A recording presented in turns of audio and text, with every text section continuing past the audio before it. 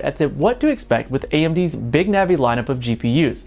Now, according to Igor's report, the recent figures, while close to what has been reported, are not correctly representative because they've been mentioned the TDP, as we've already talked about, instead of total board power, TDP.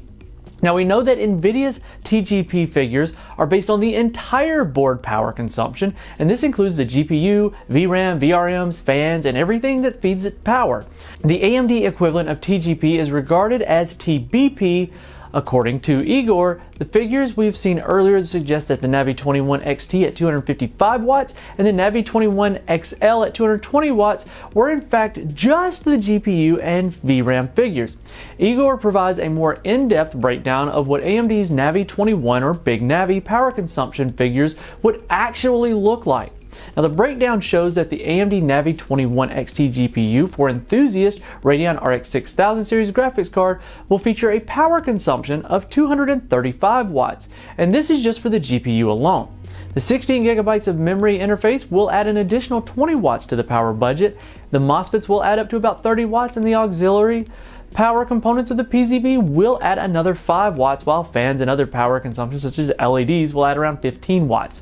Now, PCB losses are also accounted for at around 15 watts, which sums up for a total of 320 watts for the entire Navi 21 XT GPU that's powering the Radeon RX 6000 series graphics card. This means that the Radeon RX 6000 series graphics card, presumably the Radeon RX 6900 XT, will feature the same power figures as NVIDIA's GeForce RTX 3080 Founders Edition, which is also rated at 320 watts. However, the custom cards will feature even higher wattage figures, allowing for the GPU power limit to be increased to 270 watts, which would also explain the recent reports of AIB's modeling clocking in much higher than the reference models at around 2.4 gigahertz. The custom Navi 21 XT GPUs are going to feature a total board power of around 355 watts, which is comparable to several of the custom GeForce RTX 3080 graphics cards. Now, moving on to the Navi 21 power figures, the GPU will likely power the 6900 non-XT graphics card and will feature a GPU power limit of 203 watts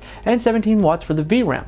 Now, compiling all other components power consumption figures, the Navi 21 XL powered Radeon RX 6000 series graphics card will feature a total board power of 290 watts, with custom models likely going above that. Now, AMD seems to be going for the higher end route, as NVIDIA's GeForce RTX 3070 features a total board power of around 220 watts.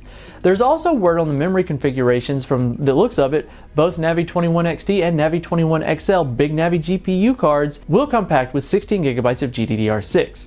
Now, the Navi 21 XT will utilize Samsung DRAM chips rated at 16 gigabits per second for 512 gigabytes per second of bandwidth, while the Navi 21 XL cards will feature the Samsung DRAM chips rated at 14 gigabits per second and will deliver 448 gigabytes per second worth of bandwidth.